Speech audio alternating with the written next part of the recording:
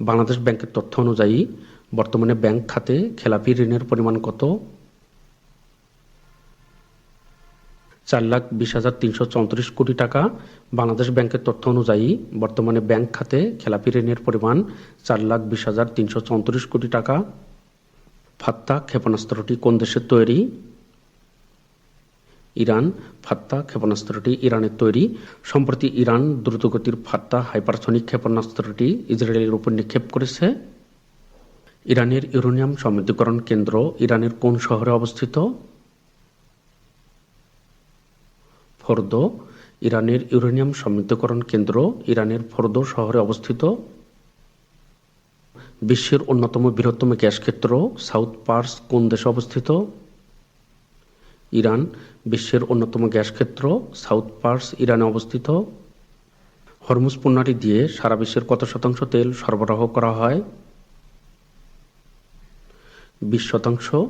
Hormuz প্রণালী দিয়ে সারা বিশ্বের 20% তেল সরবরাহ করা হয়। 16 জুন 2025 তারিখে ইরানের সাথে অনির্দিষ্টকালের জন্য সীমান্ত বন্ধ ঘোষণা করেছে কোন দেশ? পাকিস্তান। পরবর্তীতে গুরুত্বপূর্ণ ভিডিও এবং পোস্টগুলো দেখার জন্য আপনারা যারা নতুন সকলকে ম্যাথ বাংলা জিকে ইউটিউব চ্যানেলটি সাবস্ক্রাইব করার অনুরোধ করছি। আপনারা যারা ফেসবুক থেকে দেখছেন এগুলো ইউটিউব চ্যানেলে প্লেলিস্ট আকারে দেওয়া রয়েছে, আপনারা প্লেলিস্টে গিয়ে গুরুত্বপূর্ণ ভিডিওগুলো দেখতে পারবেন। দেশের প্রথম এপিআই ব্যাংকিং প্ল্যাটফর্ম চালু করেছে কোন ব্যাংক? UCB bank.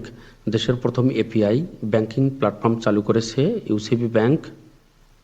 রাশিয়ার রাষ্ট্রীয় পারমাণবিক সংস্থা রোসাটম এর সহায়তায় নির্মিত হচ্ছে দেশের কোন বিদ্যুৎ কেন্দ্রটি? রূপপুর পারমাণবিক বিদ্যুৎ কেন্দ্র। রূপপুর পারমাণবিক বিদ্যুৎ কেন্দ্রের প্রতি ইউনিটের উৎপাদন ক্ষমতা কত? 1200 মেগাওয়াট। রূপপুর পারমাণবিক বিদ্যুৎ কেন্দ্রের প্রতি ইউনিটের উৎপাদন ক্ষমতা 1200 মেগাওয়াট। সম্প্রতি 16 জুন 2025 নতুন আত্মঘাতী ড্রোন শাহেদ 107 উন্মোচন করেছে কোন দেশ? ইরান। সম্প্রতি নতুন আত্মঘাতী ড্রোন শাহেদ 107 উন্মোচন করেছে ইরান। ফার্স নিউজ এজেন্সি কোন দেশের গণমাধ্যম? ইরান। ফার্স নিউজ এজেন্সি ইরানের গণমাধ্যম। হাইফা কোন দেশের বন্দর নগরী?